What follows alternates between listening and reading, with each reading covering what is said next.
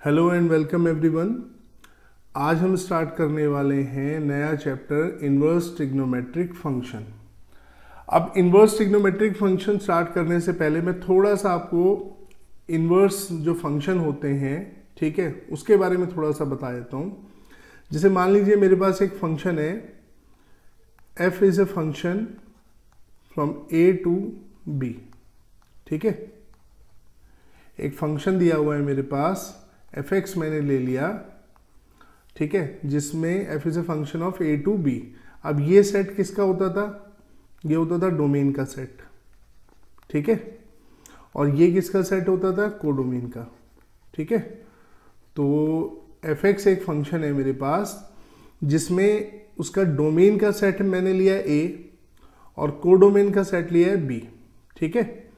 और मान लीजिए कि मेरे पास एक और फंक्शन है gx, ठीक है। अब gx इस तरीके से फंक्शन है कि g is a function of b to a, ठीक है। g जो आपका फंक्शन है वो b टू a है, यानी कि ये सेट है g का डोमेन का और ये वाला सेट हो गया g का कोडोमेन, ठीक है। ऐसे रिप्रेजेंट करते हैं डोमेन और कोडोमेन हम लोग फंक्शन के। तो अब हमने यहां पर आप देखिए कि जो f का डोमेन था वो g का क्या है? कोडोमेन, और जो f का कोडोमेन था b यानी कि सेट b, वो यहां पे है g का डोमेन, राइट। तो ये बदल गए, ठीक है। अगर आप इसके लिए एक ऑर्डर पेयर लेते हैं, ऑर्डर पेयर का मतलब है कि आप ऐसे लिखते हैं x, fx, ठीक है, मतलब जो भी यहाँ x की वैल्यू है y की वैल्यू, तो ये जो भी x होगा ये डोमेन को बिलोंग करेगा और यहाँ पर वो वैल्यू आएगी जो इस x के करस्पॉन्डिंग y की वैल्यू होगी, यानी कि fx की वैल्यू होगी या gx की वैल्यू होगी, ठीक है। तो अगर मान लीजिए कि मैंने एक एलिमेंट यहाँ पे लिया x, ठीक है, जो a को बिलोंग करता है a सेट में, और उसके करस्पॉन्डिंग जो इसका इमेज है या ये कहो इसकी जो y की वैल्यू है वो k है, ठीक है। कहने का मतलब अगर आप यहाँ पे x को h रख देंगे f ऑफ h, तो f ऑफ h किसके इक्वल आता है? k के इक्वल आता है, ठीक है। तो यहाँ पर, ठीक है, सेम चीज ये ऑर्डर पेयर, ये हो जाएगा k, h, क्या हो जाएगा? k, h हो जाएगा, ठीक है। यानी कि ये बदल जाएंगे। देखो यहाँ पर जो इसका यहाँ पर आ रहा था, ठीक है, y की वैल्यू वो यहाँ इसकी x की वैल्यू आ रही है, और यहाँ पर जो इसकी x की वैल्यू आ रही थी यहाँ पे y की वैल्यू आ रही है, ठीक है। तो अगर ये कंडीशन सेटिस्फाई हो, यानी कि एक फंक्शन ऐसा एग्जिस्ट करता हो, जैसे f अगर एक फंक्शन है, f is a function of a to b, right. तो अगर एक फंक्शन ऐसा एग्जिस्ट करता हो जो फंक्शन, जैसे g हमने यहाँ पर माना है, g is a function of b to a, यानी कि इसका जो वहाँ पर डोमेन है वो इसका कोडोमेन हो जाए और यहाँ जो इसका कोडोमेन है वो इसका डोमेन हो जाए, तब हम कह सकते हैं देन, ठीक है, देन आपका जो होगा g equals to f inverse होगा, ठीक है। तो बेसिकली g क्या है? f इनवर्स होगा, राइट। और f के लिए हमने यहाँ पे कंडीशन बिल्कुल क्लियर कर ली है, ये बाइजेक्टिव होना जरूरी है। एक्सक्यूज मी, देखिए किसी भी फंक्शन के लिए इन्वर्स होने के लिए उसका बाइजेक्टिव होना जरूरी है, ठीक है। f हमने बाइजेक्टिव मान लिया है, यानी कि बाइजेक्टिव का मतलब है वो क्या होना चाहिए? उस 1 होना चाहिए, ठीक है, और वो ऑन टू होना चाहिए, ठीक है। ये आपने मैपिंग जब पढ़ी होगी फंक्शन में तो आपने दो शब्द आपने पढ़े होंगे, 1 फंक्शन और ऑन टू फंक्शन। तो बाइजेक्टिव का मतलब होता है जो 1 भी हो, ठीक है, और ऑन टू भी हो। तो 1 को मैं थोड़ा सा ब्रीफ कर देता हूँ आपको। जैसे देखो आपका ये फंक्शन है f, हमने ये इस तरीके से दिखा दिया, ठीक है। तो यहाँ पर a b c ये 3 एलिमेंट मैंने लिए और यहाँ लिया 1 2 3। तो ऑन टू का मतलब होता है, ठीक है, ऑन टू का मतलब यहाँ पे हो गया range equals to codomain. Onto का मतलब आपको ध्यान होगा कि range equals to codomain, number 1, ठीक है। तो यहाँ पर ये सेट होता है b कोडोमेन का, ये किसका सेट है? कोडोमेन का, ठीक है। तो कोडोमेन में यहाँ पर आप 3 एलिमेंट देख रहे हैं, 1 2 3। तो रेंज क्या होती है? रेंज होती है आपकी जो भी डोमेन में ये एलिमेंट्स हैं इनकी जो इमेजेस होंगी, इनकी इमेजेस का मतलब है कि अगर आपने मान लीजिए एक फंक्शन लिया है f x equals to 2x plus 3, suppose आपने ये लिया है, ठीक है। तो अगर आपने x इक्वल टू 1 रखा है यहाँ पर, तो एफ ऑफ 1 कितना आएगा यहाँ पर, यह आएगा 2 1 प्लस 3 यानी कि 5, ठीक है। तो 5 आ गया। तो बेसिकली 1 का इमेज 5 है, यानी कि y की जो वैल्यू होती है उसे इमेज कहा जाता है, ठीक है। तो यहाँ a b c F x में रखने पर अगर a b c रखते हैं तो उनकी जो वैल्यूज आएगी यानी कि F of a, F of b, F of c वो रेंज होगी। तो जब फंक्शन ऑन टू होता है तो उस टाइम पर जो रेंज और कोडोमेन इक्वल होने चाहिए, यानी कि इक्वल सेट होंगे, यानी कि number of element in range और number of elements in codomain, set of codomain, right, वो आपके क्या होंगे, इक्वल होंगे, ठीक है। तो यहाँ पर जैसे ये 1 2 3 है आपका, तो ये फंक्शन अगर ऑन टू है तो ये सब के सब रेंज के एलिमेंट भी होंगे, जबकि ये सेट कोडोमेन का है, ठीक है। आपने ऐसे फंक्शन भी देखे होंगे, मैं आपको एक एग्जांपल और आपको दे देता हूँ कि जैसे यहाँ पर a b c है और यहाँ 1 2 3 है सपोज, ठीक है। तो यहाँ a का इमेज 1 है और सपोज b का भी इमेज 1 है और c का 3 है। तो देखो यहाँ पर रेंज का सेट हुआ 1,3। क्यों? क्योंकि यहाँ पर इमेजेस का सेट रेंज होता है ना, तो इमेज तो 1 है और 3 है, 2 तो किसी की इमेज नहीं है, 2 किसी की भी इमेज नहीं है यहाँ, ठीक है। और जबकि कोडोमेन का सेट है यहाँ 1 2 3, ठीक है। ये पूरा सेट कोडोमेन का कहलाता है। तो कोडोमेन जो है आपका यहाँ पर देख रहे हैं, इसमें 1 2 3 3 एलिमेंट है और जबकि रेंज में 2 एलिमेंट है। तो ऐसे फंक्शन को हम बोलते हैं इनटू फंक्शन। क्या बोलते हैं? इनटू, ऑन टू नहीं बोलते, इनटू बोलते हैं, जहां पर रेंज सबसेट हो जाए कोडोमेन की। यहाँ पे रेंज सबसेट किसकी है? कोडोमेन की सबसेट है, ठीक है। ऑन टू किसे कहा जाता है? जैसे मान लीजिए अगर ये 2 भी इनमें से किसी की इमेज होता, ठीक है, अगर 2 भी इमेज होता तो ये फंक्शन में फिर रेंज आती 1 2 3, तब number of element in range और number of element in codomain equal हो जाते, या ये दोनों सेट इक्वल हो जाते, रेंज इक्वल टू कोडोमेन। भाई रेंज या तो सबसेट होगी कोडोमेन की या इक्वल होगी। अगर सबसेट होगी तो इनटू होगा फंक्शन, और सबसेट नहीं होगी, रेंज इक्वल टू कोडोमेन होगा तो ऑन टू होगा फंक्शन, ठीक है। अब यहां पर देखिए ऑन टू होना है तो इन सब एलिमेंट को इमेज होना पड़ेगा, ठीक है।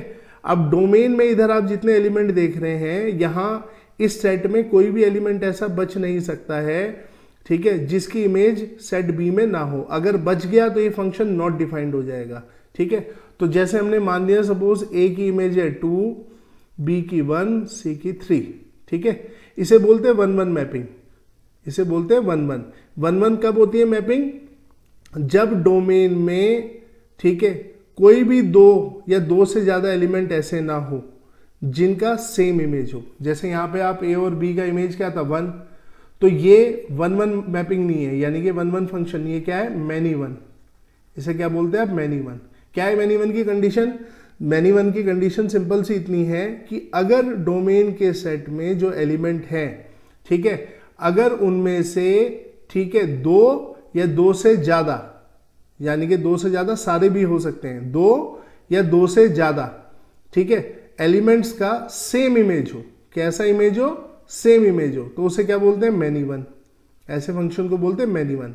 अगर कोई भी 2 या 2 से ज्यादा एलिमेंट ऐसे है ही नहीं, कोई भी 2 एलिमेंट ऐसे है ही नहीं, ठीक है, जिनका सेम इमेज है, तो ऐसे फंक्शन को बोलते हैं 1 1। यानी कि सबका जो इमेज है वो अलग अलग है, कोई भी इमेज ऐसा नहीं है जो 2 एलिमेंट का हो यहाँ पर, ठीक है। यानी कि ए बी सी, ए का 2 आया, बी का 1 आया, सी का 3 आया, तो ये 1 1 मैपिंग होती है, राइट। तो अब आपका जब हम इनवर्स निकालते हैं, इनवर्स निकालने का रूल ये है कि फंक्शन का बाइजेक्टिव होना जरूरी है, ठीक है। तो इसको समराइज कर लेते हैं हम लोग, हमने क्या समझा यहाँ पर, ठीक है। देखिए ये बेसिक पहले जरूरी है आपके लिए समझना। आप सीधे फॉर्मूले पे इनवर्स ट्रिगो के पहुंच जाएंगे तो फिर आपको वही होगा, जो बेसिक क्वेश्चंस होंगे वो बनेंगे, थोड़ा डिफिकल्ट आएंगे वो नहीं बनेंगे। तो हमने पहले तो ये कहा कि inverse of F x exist, ठीक है, when first condition F x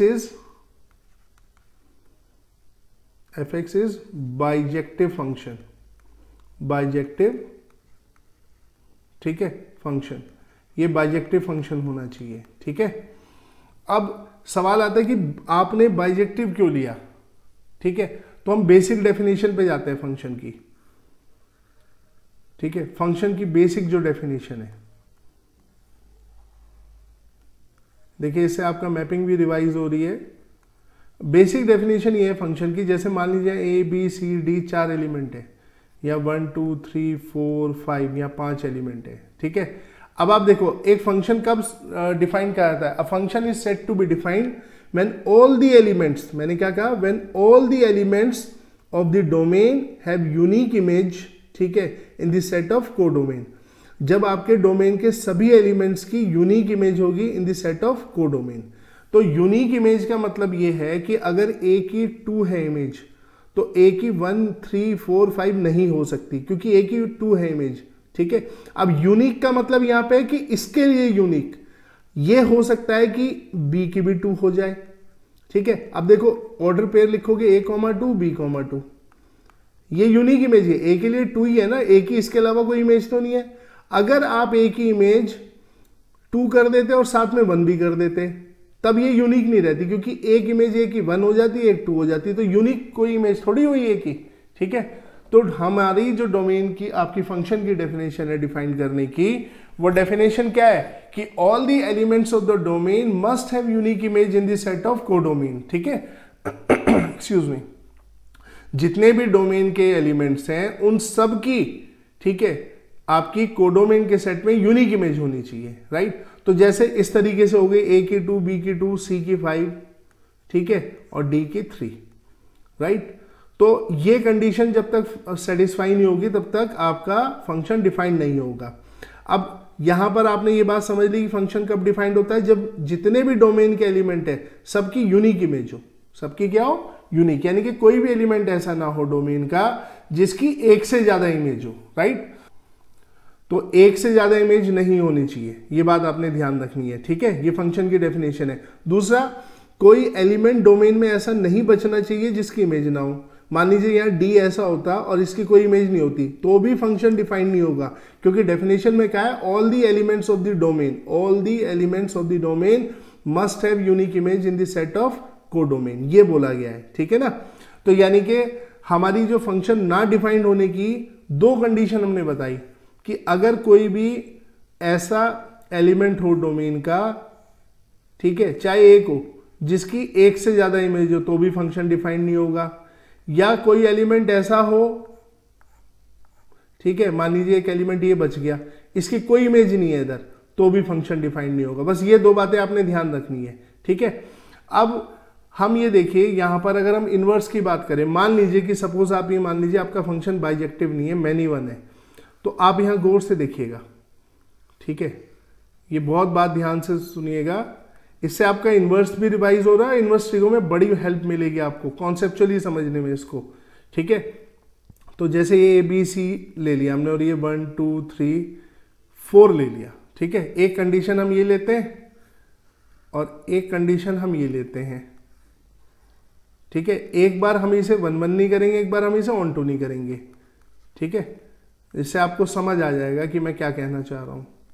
ठीक है, अब आप देखो यहां पर मान लो कि यहां पर मैं इसे कह रहा हूं कि ए की 2 इमेज है, बी की 1 है और सी की 3 है। ठीक है, करेक्ट। अब जब इसका इनवर्स आएगा एफ इनवर्स एक्स, ठीक है, जब इसका इनवर्स लोगे तो ये डोमेन का सेट हो जाएगा, तो इसे इधर बना दो, और ये क्या हो जाएगा, कोडोमेन का सेट। यही तो होता है इनवर्स का मतलब। ठीक है, ऐसे बना देते हैं। अब इसको एज इट इज लिख दो यहाँ 1 2 3 4। ठीक है, ये बी हुआ, ये सेट ए हुआ। मैंने बताया ना इनवर्स का मतलब क्या है कि जो इसका कोडोमेन है वो इसके इनवर्स का डोमेन होगा, जो इसका डोमेन है वो इसके इनवर्स का कोडोमेन होगा। ये ए बी सी हो गए। अब जैसे जैसे आपने दिखा था यहाँ पे वैसे वैसे बना दो यारो। बी का 1 था तो चलो बी को 1 से जोड़ देते हैं, ये हमने जोड़ दिया ऐसे। ठीक है, कुछ नहीं करना है चेंज आपने, राइट। ए का कितना था 2, तो चलो जी 2 से जोड़ देते हैं, सही है। सी का कितना था 3, तो चलो 3 को सी से जोड़ देते हैं। ठीक है, तो भाई इसको ऐसे पलट के आपने इधर कर दिया, बी को ए को इस तरफ लेके आ गए। अब आप देखिए ये क्या ये फंक्शन की डेफिनेशन को फॉलो कर रहा है। यहाँ पे 4 एक एलिमेंट बच गया इस तरफ, ठीक है, जिसका कोई इमेज नहीं आ रहा इधर, तो ये फंक्शन की डेफिनेशन को फॉलो नहीं कर रहा है। ठीक है, देखो यहां पर 4 बच गया, ये क्या था, ये ऑन टू नहीं था, यानी कि ये क्या था, इनटू था, ये इनटू फंक्शन था। इनटू ऑन टू में क्या अंतर बताया था मैंने कि यहां पर आप देख सकते हैं जो सेट ऑफ आपका डोमेन कोडोमेन है उसके अंदर जो रेंज आ रही है, ठीक है, वो 1 2 3 आ रही है और कोडोमेन में 1 2 3 4 है, तो यानी कि रेंज सबसेट हो गई कोडोमेन की। ठीक है, तो ये इनटू फंक्शन हुआ, ऑन टू नहीं हुआ। तो अगर ऑन टू ना हो तो क्या होता है, उससे कोई एक एलिमेंट या 2 एलिमेंट या उससे ज्यादा एलिमेंट इस तरफ बच जाते हैं। ठीक है, किधर की तरफ, डोमेन के सेट में, जिनका कोई इमेज इधर नहीं होता इनवर्स में। तो ये तो फंक्शन ही डिफाइन नहीं हुआ, और आपके चैप्टर का नाम क्या है, इनवर्स ट्रिग्नोमेट्रिक फंक्शन। तो इनवर्स में हम ट्रिगो के ऊपर ये लगाएंगे, लेकिन इनवर्स फंक्शन की कंडीशन ये है। ठीक है, इसके बाद हम इसे ट्रिगो में देखेंगे, ट्रिग्नोमेट्रिक फंक्शन होते हैं तो उनके इनवर्स निकालना, इनवर्स ट्रिग्नोमेट्रिक फंक्शन हो गया। पर इनवर्स का जो बेसिक है उसके अकॉर्डिंग फंक्शन का ऑन टू होना जरूरी है। इनटू हुआ तो काम नहीं चलेगा। क्यों नहीं होगा, क्योंकि इनटू का मतलब है कि जो भी एलिमेंट इधर बचेगा, ठीक है, क्योंकि अब यहां पर रेंज सबसेट है कोडोमेन का, तो जो भी एलिमेंट बचेगा, तो जब इसका इनवर्स आप लिखोगे तो यहां पर वो डोमेन का एलिमेंट हो जाएगा जिसका कोई इमेज नहीं होगा, और ये फंक्शन की डेफिनेशन को फॉलो नहीं करेगा। तो ऐसे फंक्शन का इनवर्स निकालना पॉसिबल नहीं है। तो किन फंक्शन का इनवर्स नहीं निकाल सकते हो आप, जो इनटू होते हैं। ठीक है, तो यानी कि फंक्शन को क्या होना चाहिए, फिर ऑन टू होना चाहिए। ठीक है, क्लियर, क्योंकि ऑन टू होगा तो जितने एलिमेंट इस तरफ होंगे, ठीक है, वो सारे के सारे आपके क्या होंगे, किसी की इमेज होंगे, सबके सब क्या होंगे, किसी की इमेज होंगे। क्लियर, एक तो ये कंडीशन हो गई। तो ऑन टू होना जरूरी है, इनटू क्यों नहीं होगा ये आपको समझा दिया है। अब आ जाइए दूसरा, ठीक है, 1 1 और मैनी 1 का देखें हम यहां पर। अब मैं 1 1 नहीं ले रहा हूं यहां पर और मैनी 1 ले रहा हूं इसको, तो कैसे मैनी 1 हो गया, मान लीजिए ये हो गया इधर, और हम एक एलिमेंट यहां से उड़ा ही देते हैं, हम इसको ऑन टू तो लेंगे। ठीक है, ए का 1 हो गया और बी का भी 1 हो गया और सी का 2। देखो मैंने ऑन टू ले लिया यहाँ पे, लेकिन 1 1 नहीं लिया, मैनी 1 लिया है मैंने यहाँ पे। ठीक है, मैंने यहाँ ले लिया मैनी 1, राइट। तो अब ये मैनी 1 है, तो अब मैंने कहा 1 1 होना चाहिए। बाइजेक्टिव में दोनों चीजें आती है ना, ऑन टू और 1 1। तो पहले हमने ऑन टू को नहीं लिया, इनटू लिया, तो हमने बता दिया इनटू होगा तो नहीं एग्जिस्ट करेगा इनवर्स। अब हम मैनी 1 से बताते हैं, तो ये मैनी 1 फंक्शन हो गया। क्यों, क्योंकि यहाँ 2 एलिमेंट ऐसे हैं जिनकी सेम इमेज है। अब आप इसका इनवर्स लिखो, क्या लिखोगे आप, ठीक है। तो ऑन टू तो हमने यहाँ पे ले लिया, हमने यहाँ से ऑन टू ले लिया। अब हमने देखा कि 1 1 मैनी 1 होने में क्या फर्क पड़ेगा, तो देखिए इधर आप इसको बी कर दीजिए, इसको ए कर दीजिए। ठीक है, अब यहाँ 1 2 लिख दो, यहाँ लिख दो ए बी सी। चलिए अब देखते हैं इधर, अब 1 की किस किस की इमेज थी, ए और बी। देखो ये तो आप सीधा एज इट इज करोगे, ठीक है। अगर आप यहाँ इमेज अलग कर दोगे तो इनमें कोई रिलेशन ही नहीं रहेगा, राइट। ये इनवर्स है, यानी कि इससे रिलेट करता है, राइट। तो 1 का अब यहाँ पे जो इसका कोडोमेन का आपका सेट था वो यहाँ डोमेन का हो गया, तो 1 की इमेज क्या हो गई, ए और बी, राइट। और सी की कितनी हो गई, 2, तो यानी कि 2 की इमेज सी यहाँ पर। ठीक है, अब आप देखो यहाँ पर एक ही एलिमेंट की 2 इमेज आ रही है, तो ये भी फंक्शन की डेफिनेशन का वायलेशन हो गया, क्योंकि according to the definition of function कोई भी एलिमेंट ऐसा डोमेन का नहीं होना चाहिए जिसकी एक से ज्यादा इमेज हो। कोई भी एलिमेंट ऐसा डोमेन का नहीं होना चाहिए जिसकी एक से ज्यादा इमेज हो, तो ये भी फंक्शन नहीं होगा। देखो आप 1 की ए और बी इमेज हो गई ना, 1 ए ऑर्डर पेयर 1 बी, तो ये फंक्शन तो डिफाइंड ही नहीं हुआ, ये तो फंक्शन की डेफिनेशन का वायलेशन हो गया। तो इसका मतलब ये F inverse x function exist नहीं करेगा, ये एग्जिस्ट नहीं करेगा। ठीक है, तो अगर फंक्शन मैनी 1 हुआ तो इनवर्स एग्जिस्ट नहीं करेगा, यानी कि अगर एफ एक्स मैनी 1 है, मान लिया ऑन टू है पर 1 1 नहीं है, मैनी 1 है, ठीक है, तो भी आपका इसका इनवर्स एग्जिस्ट नहीं करेगा। क्यों नहीं करेगा, क्योंकि जब इसको आप यूं पलटोगे इधर, तो यहां पर डोमेन के एलिमेंट की क्या आ जाएगी, एक से ज्यादा इमेज आ जाएगी, जो फंक्शन की डेफिनेशन का वायलेशन है। ठीक है, तो अब यहां पर हमने देख लिया कि मैनी 1 भी अगर होगा तो फंक्शन डिफाइंड, मतलब उसका इनवर्स डिफाइंड नहीं होगा। ठीक है, तो 2 कंडीशन हमने देख ली, ऑन टू और 1 1, ये दोनों कंडीशन ही रिक्वायर्ड है। अब सवाल आता है इससे कैसे होता है, चलो इसको करके देखते हैं। ठीक है, हम फिर से सेट बनाते हैं। अब हमने 1 1 ऑन टू लिया फंक्शन। ठीक है, 1 1 ऑन टू फंक्शन का मतलब क्या था, बाइजेक्टिव। ठीक है, बाइजेक्टिव, राइट। बच्चों इसको समझ लोगे सही से तो आपको इनवर्स ट्रिग्नोमेट्री बहुत आसान लगेगा। ठीक है, तो चलिए ये फंक्शन में fx हमने ले लिया, f is a function of a to b। ठीक है, अब हम कैसा ले रहे हैं, बाइजेक्टिव ले रहे हैं। ठीक है, ये fx आपका हो गया हमारा f। ठीक है, तो अब देखो यहाँ पर एलिमेंट हमने ले लिए a b c या 1 2 3।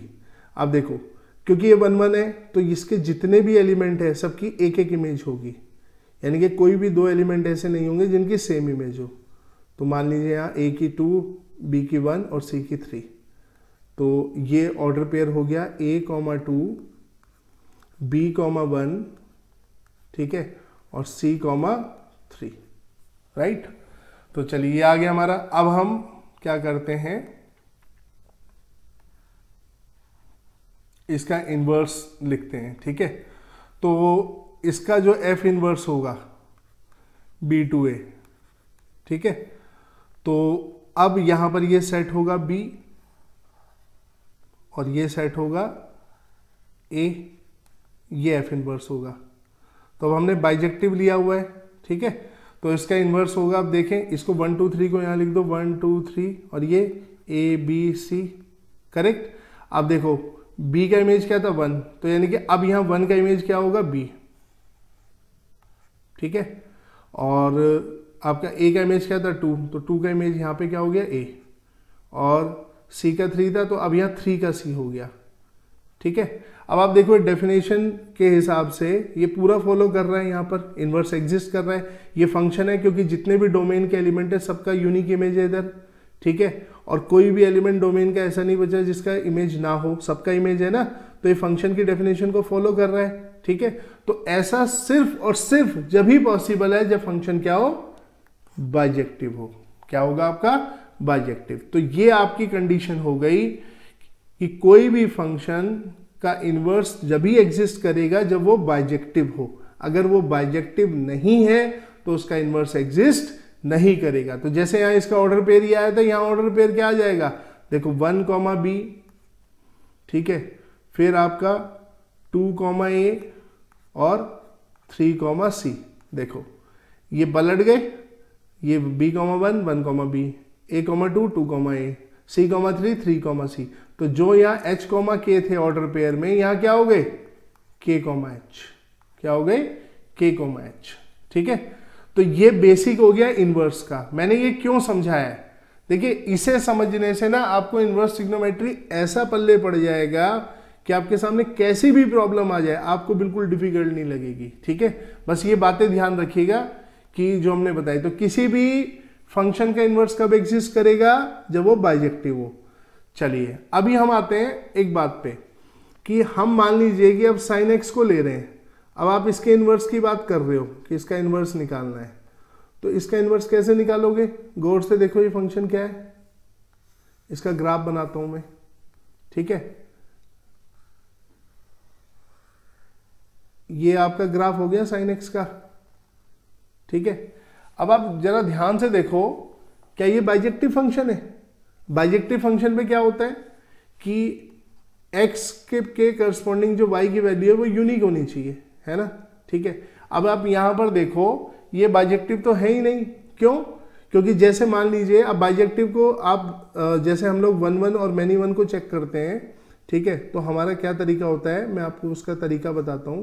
जैसे मान लीजिए कोई ग्राफ दिया हुआ है, मुझे फंक्शन दिया हुआ है ऐसे, और मुझे इसको बताना है 1 1 है मैनी 1, तो मैं क्या करता हूँ x एक्सिस के पैरेलल एक लाइन डाल देता हूँ।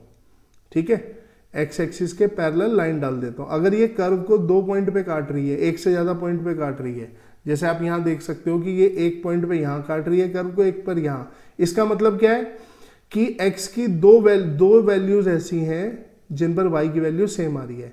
देखो अगर ये x1 है और ये मान लीजिए ये x1 हो गया, ये माइनस x1 हुआ और ये हुआ y1, तो यहाँ कोऑर्डिनेट क्या हो गए माइनस x1 कॉमा y1, ठीक है। यहाँ कोऑर्डिनेट क्या हो गए x1 कॉमा y1। तो आप देख रहे हो x की दो वैल्यूज पर y की सेम वैल्यू आ रही है, तो x की दो डिफरेंट वैल्यूज पे y की सेम वैल्यू आ रही है, ये क्या होता है मैनी वन। क्या होता है मैनी वन। ऐसे फंक्शन को क्या बोलते हो आप मैनी वन, राइट। हमें ये तो पता है sin x एक फंक्शन है तो उसको तो चेक करने की जरूरत नहीं है, लेकिन ये कैसा फंक्शन है, ये है मैनी वन फंक्शन, ठीक है। और इसका कितना आसान तरीका है चेक करने का, आप x एक्सिस के पैरेलल लाइन डाल दो। तो आप यहाँ x एक्सिस के अगर पैरेलल लाइन डालते हैं तो ये तो मल्टीपल पॉइंट पे, क्योंकि पीरियोडिक फंक्शन होता है बढ़ता जाएगा इसका कर्व, तो ये तो मैंने 2-3 लूप बनाए, तो आप ऊपर डालो या नीचे लाइन डालो तो ये तो इसको क्या कर रही है मल्टीपल लाइन उस पर काट रही है पॉइंट पर, तो ये तो मैनी वन हुआ। ये ओरिजिनली कैसा फंक्शन है मैनी वन, ठीक है। और इसका आपको पता है कि क्या होता है डोमेन, इसका डोमेन होता है रियल नंबर और इसका कोडोमेन क्या होता है -1 to 1। ये sin x का ये हो गया सेट ए हमारा, जो ऊपर बताया था हमने, ये सेट बी, ठीक है। तो sin x का डोमेन हो गया रियल नंबर और इसका कोडोमेन हो गया -1 to 1, इसकी रेंज भी -1 to 1 ही बोलते हो आप, राइट। तो अब यहाँ पर देखो ये तो मैनी वन है, इसका तो इनवर्स एग्जिस्ट नहीं कर सकता, तो फिर हम इनवर्स ट्रिग्नोमेट्री कैसे पढ़ रहे हैं। तो हम लोग यहाँ पर क्या करते हैं, इस कर्व को पहले sin x को रीडिफाइंड करते हैं, इसको बाइजेक्टिव बनाते हैं। क्या बनाते हैं बाइजेक्टिव, ठीक है। अब बाइजेक्टिव कैसे बनाओगे ये सोचना है। बाइजेक्टिव जब बनेगा, ठीक है, जब आपका इसके क्या होगा, यानी कि इसको बाइजेक्टिव बनने के लिए 1-1 बनना जरूरी है। अब 1-1 की बात देखो, यहां पर आ जाओ, आप इस कर्व पर ध्यान से देखना है इस बात को। ये यहां पे काट रहा है, एक बार इसको डिफरेंट कलर से दिखाते हैं, यहां काट रही है लाइन, फिर यहां काट रही है, यानी कि ये 2x पर y की सेम वैल्यू आ रही है। यहां 2x पर y की क्या आ रही है सेम वैल्यू, ठीक है। और यहां पर एक बार यहां काट रही है लाइन और एक बार यहां काट रही है, तो यहां पर y की क्या आ रही है 2x, दो डिफरेंट x पर सेम वैल्यू आ रही है y की, ठीक है। क्योंकि इस लाइन के अलोंग y कांस्टेंट रहना है। ये जो लाइनें आपने खींची हुई है y की वैल्यू, ये क्या बता रही है कांस्टेंट है। देखो यहां भी y की सेम वैल्यू आ रही है, यानी कि इस पॉइंट पर, इस पॉइंट पर, इस पॉइंट पर, इस पॉइंट पर अगर आप x लेते हो तो y सेम है सबका, ठीक है। तो डिफरेंट x पर y की सेम वैल्यू, तो ये तो मैनी वन नहीं होता ना। हमें इसको 1-1 बनाना है, तो हम इस कर्व को कट कर लेते हैं। और कट देखो कहां से करते हैं, अब देखो यहां पर कहां से इसको कट किया जाएगा। इसको कट करेंगे हम लोग यहां से, आपका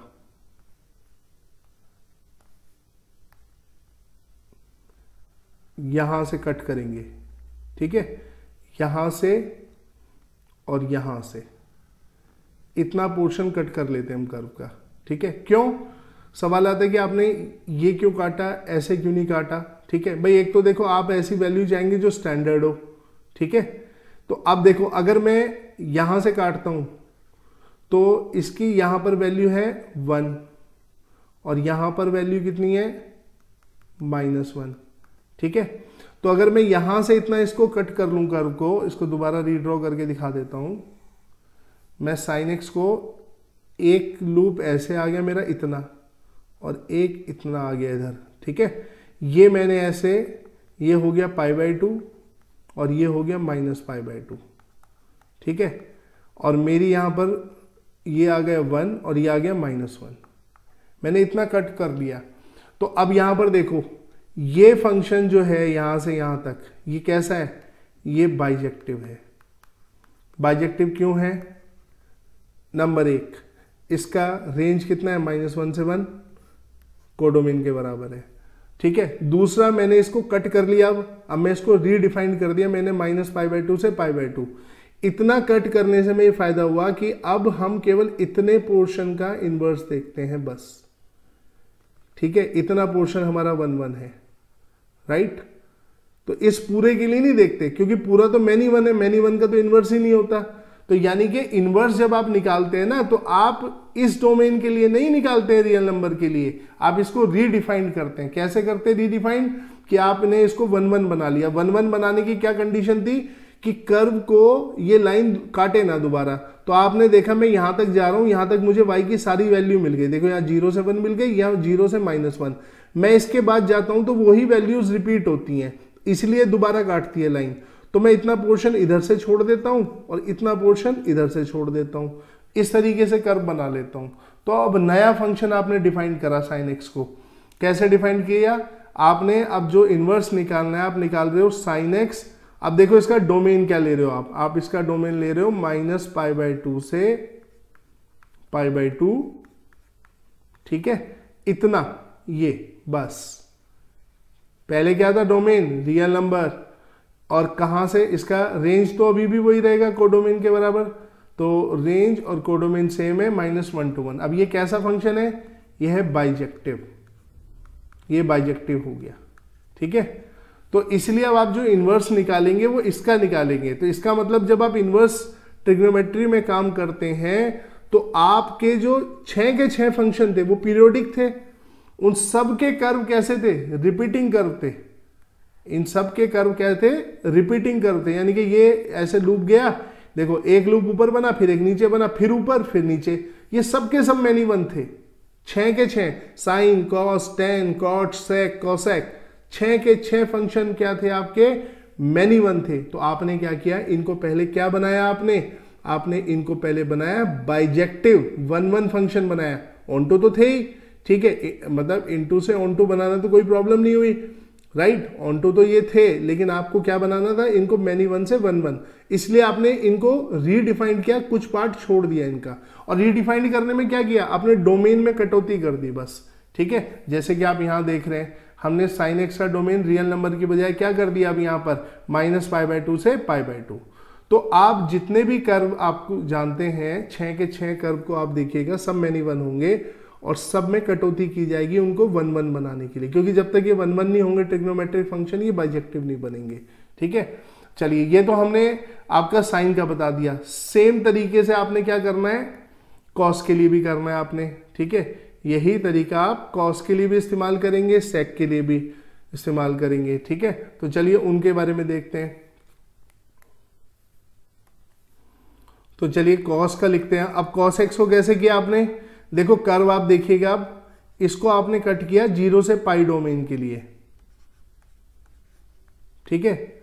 और इसका रेंज भी आएगा -1 से 1, ये भी बाइजेक्टिव हो गया, ठीक है। तो cos x का आपने 0 से पाई पे डिफाइन किया। मैं कर्व आपको रफली बना के दिखा देता हूं। ऐसे होता है ना cos x का कर्व, यूं। तो अब आपने देखा कि इधर जाऊंगा तो ये लाइन ऐसे जाएगी, ठीक है, यानी कि इसको काट रही है। तो आपने केवल इतना पोर्शन ले लिया, यहां से देखो, यहां से यहां पे 1 आ गई वैल्यू इसकी और कहां तक जाना है? -1 तक। तो यहां से यहां तक चले गए आप बस, ठीक है। जितने पे ये मैंने ब्लू कलर से मार्क किया है, ये -1 तक। तो ये आपका -1 आता है पाई पे। cos पाई क्या होता है? -1। cos 0 कितना होता है? 1, ठीक है। तो ये आपका ऑन टू भी हो गया और अब ये 1-1 भी हो गया। तो इतना पोर्शन आपने काट दिया, बाकी मतलब रख लिया, और बाकी सब ये छोड़ दिया आपने, ठीक है। तो 0 से पाई तक आ गया, ठीक है। इसलिए cos x में डोमेन होगा 0 से पाई, -1 से 1। तो जब आप इनवर्स निकालोगे ना, अब आप इनवर्स निकालते वक्त ये डोमेन यूज करोगे, समझ गए। अब आप इनके जो पुराने डोमेन थे, जैसे cos x का क्या था? cos x का भी डोमेन था रियल नंबर और रेंज थी -1, और रेंज और कोडोमेन क्या थे? -1 to 1, ठीक है। तो अब आप इनको इस्तेमाल नहीं करोगे रियल नंबर को, आप 0 से पाई तक इस्तेमाल करोगे, इनके इनवर्स निकलेंगे, ठीक है। सिमिलरली बाकी उसके भी हो गए 10। अब 10x को भी कट किया गया, इसको ये आपका कहां से कहां तक किया गया? एक सेकेंड, इसको किया गया -π/2 से π/2, ओपन इंटरवल, क्योंकि इंफिनिटी होता है 10π/2, ठीक है। और ये आपका कितना हो जाएगा इसका रेंज?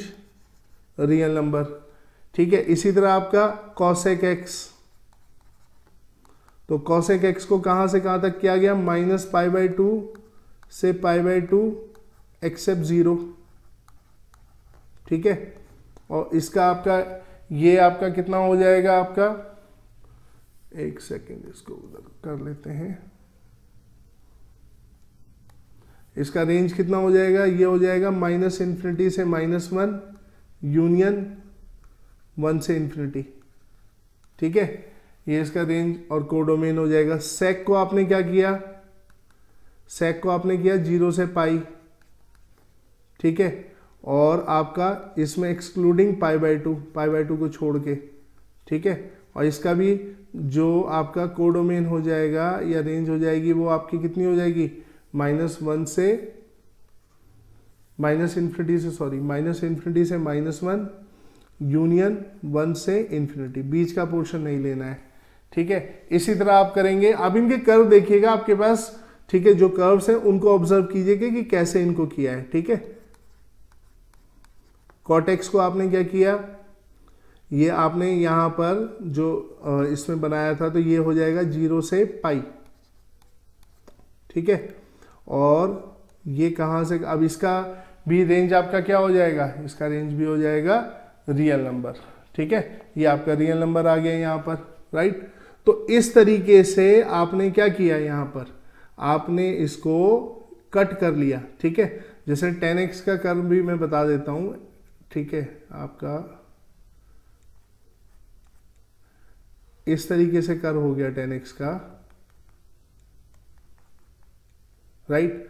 तो अब आप देखो इसके बाद फिर ये ऐसे रिपीट करता है, इस तरीके से यहां भी ऐसे रिपीट करता है, तो आप इनको लोगे ही नहीं, इनको छोड़ दोगे, इतना लोगे बस, ठीक है।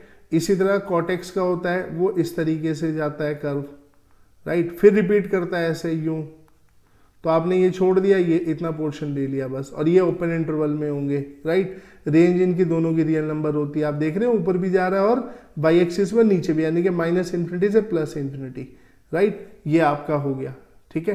तो इस तरीके से अब आप इनके इनवर्स निकालेंगे, समझ गए बात को, ठीक है।